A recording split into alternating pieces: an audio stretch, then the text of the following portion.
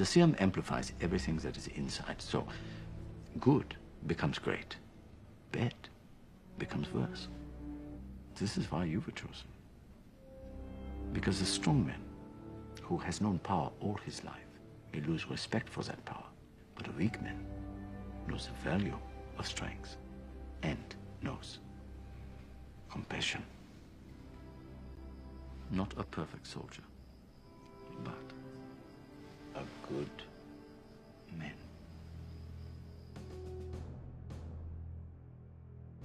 Captain America is broken, not just as a character, but as an idea, a myth.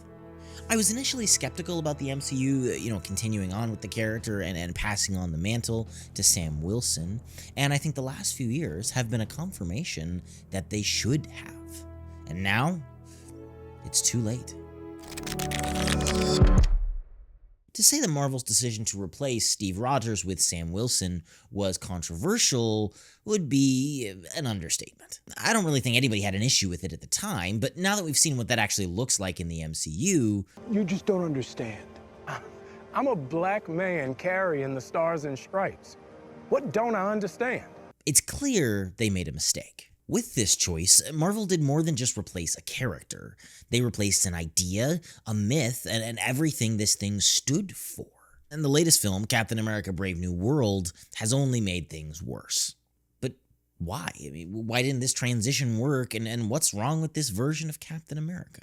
Well, I think it comes down to three key issues: the impossible expectations, a failure to launch, and the current cultural climate. But to start, we need to understand who Captain America is, or was, in the MCU. What made you so special? Nothing. I'm just a kid from Brooklyn. The first Captain America comic features Steve Rogers on the cover, literally punching Hitler in the face, a piece of wartime propaganda, an embodiment of the American ideals and just goodness and truth itself. And the Captain's debut in the MCU was similarly powerful. Captain America: The First Avenger, released in July of 2011, in the height of a flourishing Marvel Cinematic Universe. In it, we were introduced to Chris Evans as a scrawny yet noble Steve Rogers, where, among other things, he also got a chance to punch Hitler in the face. In my opinion, it's not a perfect movie, but the characters are what made it work. Steve Rogers was a man out of time, with chivalry, bravery, and ideals that even in the 1940s were admirable. And I think it's this heart, this heroism, that made us all love the character instantly. A sentiment which carried on through the remainder of the cinematic universe. Captain America is a shining symbol of hope, bravery, and self-sacrifice. Sure, we all love Tony Stark, but we all knew Steve was the actual true hero. And more than that, he was the leader of the Avengers, a role organically earned by his unwavering dedication to the pursuit of good. So his resolution in Avengers Endgame was something I think we were all happy about. And in his last moments of peace, he handed off his shield and his mantle to one of his closest friends, Sam Wilson. Now, unlike what some people say, I think this is a fantastic way to end Avengers Endgame. It gives this idea of hope, of future, of permanence. And yet, it's a dangerously artistic choice for one simple reason. Symbols have meaning.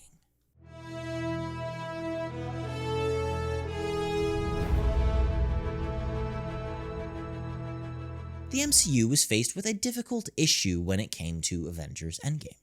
They had to find a way to resolve 10 years of storytelling, hundreds of hours of narrative in a satisfying way, while also keeping their options open so that the franchise could continue.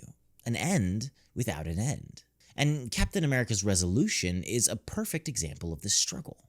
It makes sense for him to step down, to have closure and the retirement he always deserved, and unlike some people, I had no issue with him giving the shield to Sam Wilson. It resolved Captain America's character arc while giving the audience a sense of hope. But going forward, I struggled to care. You know how people say that language is just invented, that words are just collections of letters that lack all inherent meaning? Well, invented or not, the letters that we have collected together and assigned meaning are tethered to a tangible reality. And I think the same goes for superheroes. Symbols are nothing without the women and men that give them meaning. Captain America is a myth, an idea, an image, and a person. And every aspect of that myth, superficial or not, contributes to our conception of the words Captain America. So the MCU's treatment of Captain America as just a title, while understandable, can never change the reality to which Captain America is tethered. The person, the image, Steve Rogers. And because of this, no matter how happy I was that the mantle was passed on in Endgame, I'm not actually interested in following this new version of the character. He simply will always be an imposter in my eyes, or at the very least, a poor tribute. Additionally, because there's been a lack of acknowledgement that Sam Wilson really is a different hero, people will just be like, oh look, it's Captain America, and it's like a 50% chance whether it's Sam Wilson or Steve Rogers. I think this issue has actually only been further exacerbated. I don't think you can separate the symbol from the man, and I'm not sure that Sam Wilson will ever fill the shoes of the Steve Rogers Captain America. But what happened when they tried?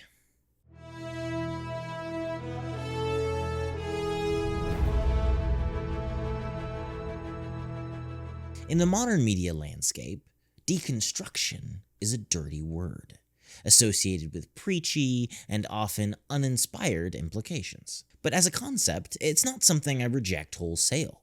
You want stakes to grow and change, and when talking about an established character like Captain America, a bit of self-awareness about that could be awesome. But the Falcon and the Winter Soldier was a half-baked idea. Unsure if it wanted to tell a brutal drama about the dark side of America, about racism and human failure, or a buddy action adventure. I didn't know if it wanted to like America or hate it. And in a show that's supposed to bridge the gap between Sam Wilson's Falcon and his Captain America, that's bound to have a negative effect. In fact, this confusion bled into the very morality of the show itself, which became more of an instruction manual than an actual demonstration. Captain America is a man that leads by example, that is compassionate yet dutiful. But instead, Sam Wilson decided to make friends with a terrorist and be very sure that no one actually calls them that. The terrorists only set us back a bit. You have to stop calling them terrorists. You know, despite the fact that the Avengers and Sam Wilson have rejected villains of this type on several occasions. Conveniently, the plot took care of this issue, resolving it for him before Sam had to deal with the implications of his own support, and instead gave Sam Wilson the opportunity to earn his role of Captain America by literally telling a bunch of senators to do better. The only power I have is that I believe we can do better. You've got to do better, Senator. You've got to step up. A tactic that often lacks effectiveness in both reality and fiction, and certainly fails to provide entertainment. The same goes for John Walker.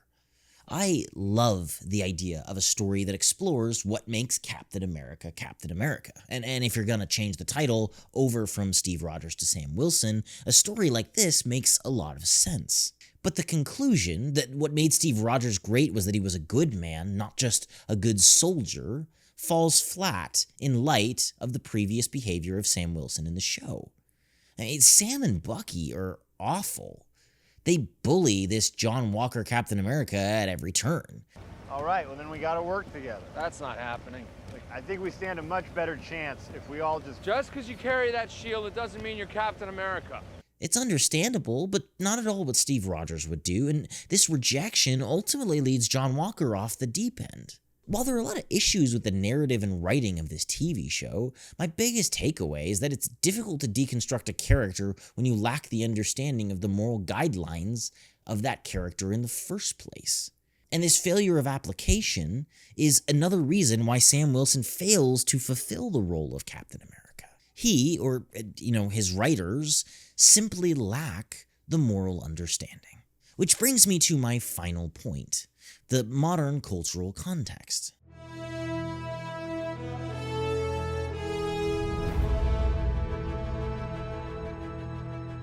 Captain America: Brave New World was not a good movie. I'm not sure it was any worse than some of the early Phase 1 movies or even the first Captain America movie, but the lack of character development, the weak plot, the low quality dialogue, redeemed by, somewhat decent acting is all stuff we've seen before. But this movie was released into an entirely different cultural landscape.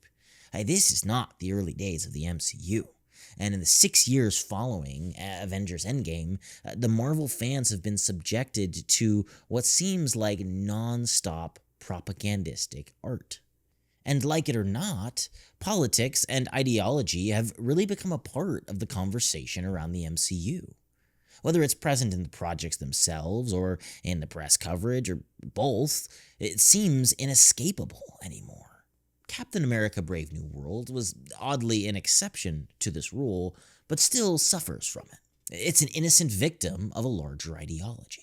Fans are tired of being preached to in the theaters, and because of that, the standard of tolerance is at an all-time low. Marvel is on thin ice. Of course, it didn't help that there was a lot of inconsistent messaging around the film either. For me, Captain America represents a lot of different things, and I don't think the term America should be one of those representations. Captain America represents the best of all of us. I never questioned the idea of Christopher Reeves being white. I just literally acknowledged the idea that he was an amazing human being, and that was something that I could aspire to. Politically, America is in a tough spot, and so this film, reactively tried to avoid saying anything so as to offend either party. But the hero is supposed to be Captain America. The creators are going to have to say something about America, and in the current climate, whatever they say is going to make someone angry. While in the past this sort of corporate caution may have worked, I think this time it failed, and because of it, the film, its star, and the MCU suffered for it.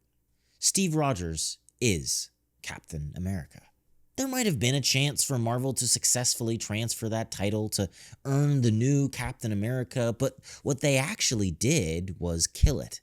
Both the character and his legacy, as well as the future rendition of him. And so, honestly, at this point, I think the best thing they can do is focus on newer, different, original heroes, and leave this character as the B-tier hero he is. As always, these are just my thoughts and opinions on the matter. I would love to know what you guys think in the comments down below.